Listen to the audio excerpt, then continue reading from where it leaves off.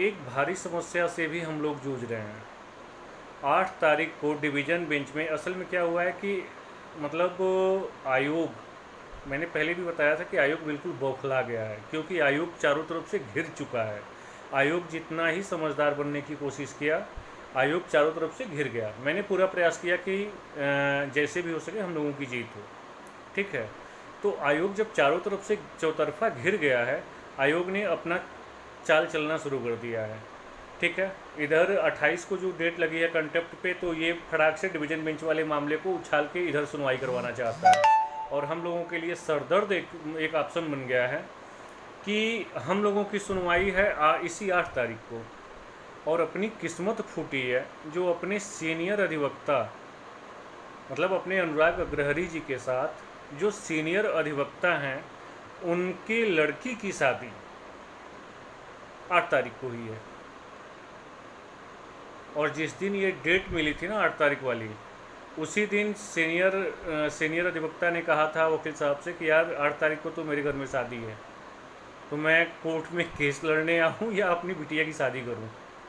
अब वो मेरे लिए तो और भी सरदर्द बन गया है। तो मैं तो बड़ा परेशान था, लेकिन वकील साहब ने एक आश्वासन दिया कि तुम इतना परेशान क्यों हो रहे हो, चीज़ें तो शुरू से मैं ही हैंडल कर रहा हूँ, तुम टेंशन ना लो।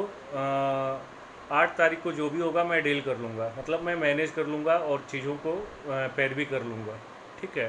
तो मुझे तो अपने वकील साहब पे पूरा भरोसा है, लेकिन एक होता है ना कि अपने वकील साहब के साथ एक सीनियर भी खड़े रहते हैं।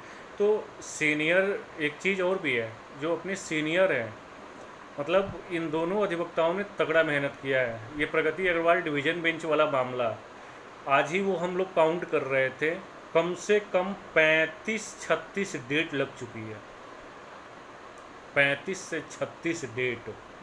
और इतने डेट पे पूरी फाइल भर चुकी है।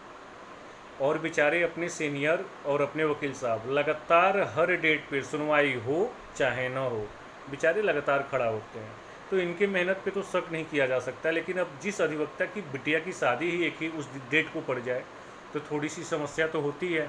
और जिस कोर्ट में ये मामला चल रहा है, बड़ा क्रिटिकल कोर्ट है, और उस कोर्ट में ना मतलब जो जज साहब हैं, उनका सिर्फ मुख्य फोकस रहता है कि जो मामला आया है उसका वही निस्तारण करो।